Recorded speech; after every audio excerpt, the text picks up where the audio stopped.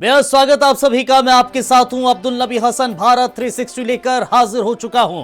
भारत 360 में देश और दुनिया और राज्य की खबरों को तफसील से आपको बताएंगे, दिखाएंगे आपको एक एक खबर पर स्पेशल रिपोर्ट। शुरुआत करेंगे जिंदा जले 21 लोगों की और हर तरफ चीख पुकार की। दरअसल रात सुकून में कटी थी, सुबह चीखों में डूब गए। कुछ लोग कमरों में सो रहे थे, कुछ सपनों में खोए थे, लेकिन किसी को अंदाजा नहीं था कि कुछ ही मिनटों के बाद वही होटल मौत का बन जाएगा। पता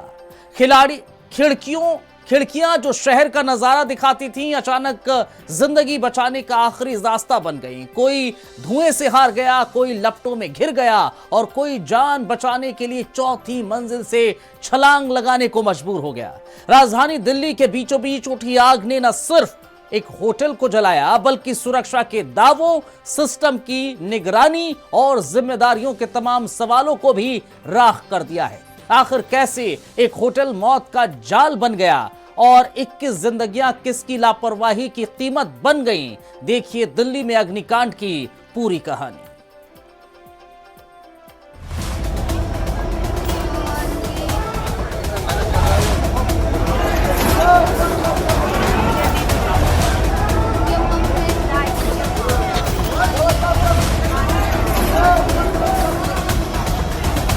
मैं और मेरे दोस्त जा रहे थे स्कूटी से। उस टाइम पे पूरी आग लग रही थी और हमने यहाँ पे रोक के देखा ना, तो वहाँ से बिल्डिंग से लोग कूद रहे थे। करीब 4-5 लोगों को हमने कूदते हुए देखा था और शीशा तोड़ के वो भी। इन लोगों को जल्दी आना चाहिए था, जो भी 1.5 घंटे बाद उनके लिए सारी चीज़ें आई। ठीक है, जो लेडीज ऊपर से कूदी हैं अपनी जान बचाने के लिए, एक तो मर गई बेचारी, कितने लोग अंदर ही झुलस गए। यहाँ पर 22 लोगों ने अपनी जान गंवा दी है, लेकिन सरकार की तरफ से किसी प्रकार की कोई कार्रवाई नहीं हो रही है। दिल्ली में भीषण अग्निकांड, रात में सुकून, सुबह चीख पुकार। कोई खिड़की से कूदा, किसी का दम घुटा। चीख पुकार, 21 मौत, कौन कसूरवार?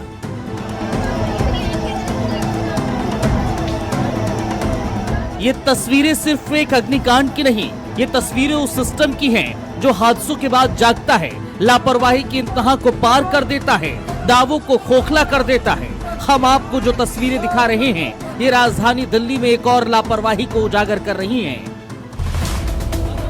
पहली तस्वीर में आग है जो देखते ही देखते एक आलीशान होटल को राख में बदल देती है। दूसरी तस्वीर में लोग हैं जो जिंदगी और मौत के बीच झूलते हुए नजर आते हैं और खिड़कियों से कूदने को मजबूर हैं। तीसरी तस्वीर में राहत और बचाव की जंग है, जहां दमकल कर्मी धुएं और लपटों के बीच जिंदगी तलाश रहे हैं। चौथी तस्वीर अस्पताल की है, जहां सांसों और उम्मीदों की लड़ाई जारी है। और पांचवी तस्वीर उन सवालों की जो हर हादसे के बाद उठते हैं, लेकिन जवाबों में आग में हमेशा बुझ जाते हैं। कैसे बनी आग, मौत का जाल? सुबह 8:50 पर रेस्टोरेंट में आग लगी। ग्राउंड फ्लोर से शुरू हुई तबाही, देखते ही देखते 6 मंजिला होटल तक पहुंची। प्रेस एनक्लेव रोड पर स्थित है होटल, पास में मैक्स हॉस्पिटल और एम्स भी है। मरीजों के परिजन भी यहाँ ठहरते थे।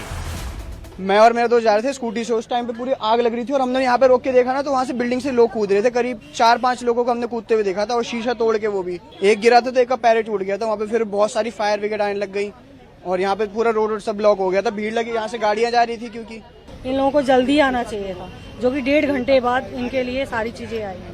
ठीक है, जो लेडीज ऊपर से कूदी हैं अपनी जान बचाने के लिए, एक तो मर गई बेचारी, एक बची है, उसके भी तो हाथ पैर चले गए ना। कितने लोग अंदर ही झुलस गए हैं। मैक्स में जाके देखिए कितनी डेड बॉडी है, कितना सब कुछ हुआ है नुकसान। आग की लपटें जैसे जैसे ऊपर बढ़ रही थी, वैसे वैसे मौत की मंजिल दर मंजिल चढ़ रही थी। नीचे सड़क पर अफरा तफरी थी, ऊपर कमरों में जिंदगी कैद थी। धुएं ने रास्ते निगल लिए थे, आग ने उम्मीदों को घेर लिया था। लोग खिड़कियों से मदद के लिए पुकार रहे थे। कोई मोबाइल की टॉर्च चमका रहा था, कोई आखिरी बार अपने फोन मिला रहा था। हालात इतने भयावह हो चुके थे कि कई लोगों ने जलती इमारत से कूदना मौत का इंतजार करने से बेहतर समझा।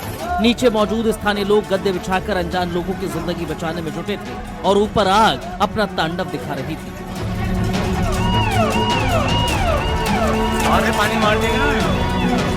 तो ये कॉर्नर पे ही एक गद्दे की शॉप है, जो हमने यहाँ पे ये जो आग पे ये सारा मंजर पड़ा हुआ है, यहाँ पे हमने गद्दे बिछा दिए थर्ड फ्लोर से सेकंड फ्लोर से फॉरेनर्स पेशेंटों ने कूदना चालू कर दिया, जितने बच सकते थे। जली हुई हालात में जीनों पे भी मिला है, बेड के नीचे घुसे हुए थे, बाथरूम में, और मतलब जहां नहीं कह सकते वो मंजर हम आपको बता नहीं सकते हैं कि इतना बुरा मंजर था।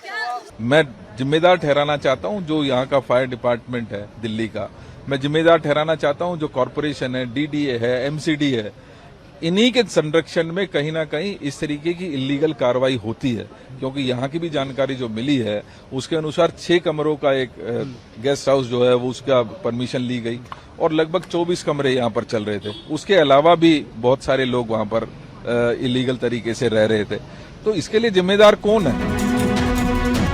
दिल्ली के मालवीय नगर के फ्लोरिश होटल में लगी आग में जान गंवाने वाले 21 लोगों में 17 से 18 विदेशी नागरिक हैं, जिसमें नाइजीरिया, मोजाम्बिक, बांग्लादेश और लाइबेरिया के नागरिक शामिल हैं। होटल मालिक का नाम लोकेश बजाज है। वहीं मैक्स हॉस्पिटल में कुछ मरीज जिंदगी और मौत के बीच जूझ रहे हैं, जिसमें 15 मरीज आईसीयू में हैं, 8 वेंटिलेटर पर।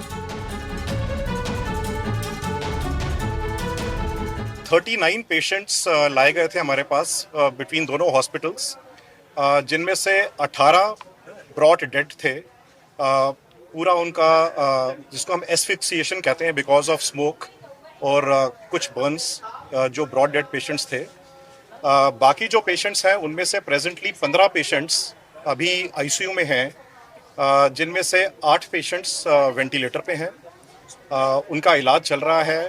वेंटिलेटर पे जो पेशेंट्स हैं मेजॉरिटी ऑफ देम को वही एस्फिक्सिएशन वाली इंजरी हुई है, जिसमें स्मोक की वजह से लंग्स में इंजरी हो जाती है। नियमों की अनदेखी या हादसे की वजह 6 कमरों की अनुमति लेकिन 25 कमरे बने। बेड एंड ब्रेकफास्ट लाइसेंस पर चल रहा था होटल। फायर एनओसी नहीं थी। आने जाने का सिर्फ एक ही रास्ता था। बेसमेंट में फंसे लोग संकरा एग्जिट था। सबसे पहले हमने 6 कैजुअलिटी हमने रिकवर करी हैं जो कि बेसमेंट से थी। उसके बाद जैसे जैसे हम आग को बुझाते गए वैसे वैसे हम बिल्डिंग में अंदर घुसते चले गए हैं और उसके बाद हमने जाकर के ऊपर वाली फ्लोर से भी काफ़ी लोगों को निकाला है। टोटल 37 लोग हमने निकाले हैं, जिनको हमने कैट्स या APCR जो भी अवेलेबल थी बाहर, उसके द्वारा हमने जो है उनको हॉस्पिटल शिफ्ट करा दिया है। अब जांच की परतें खुल रही हैं तो कई हैरान करने वाले सवाल सामने आ रहे हैं। जिस इमारत में लोग सुरक्षित ठहरने आए थे, वहां सुरक्षा के इंतजाम खुद सवालों के घेरे में है। ऐसे में भारत समाचार के बड़े गंभीर सवाल हैं। जब होटल में फायर एनओसी नहीं थी तो होटल कैसे चल रहा था? सवाल नंबर 2, जब सिर्फ 6 कमरों की अनुमति थी तो 25 कमरों तक होटल कैसे चलने दिया गया और किसी ने इसकी निगरानी नहीं की? सवाल नंबर 3, क्या बेसमेंट में लोगों के रहने और संकरे एकमात्र एग्जिट पर ताला लगे होने की जानकारी प्रशासन को नहीं थी?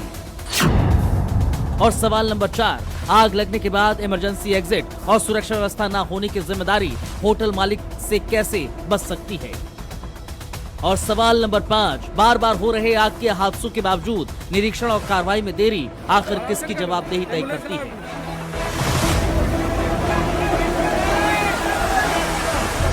न्यूज डेस्क, भारत समाचार।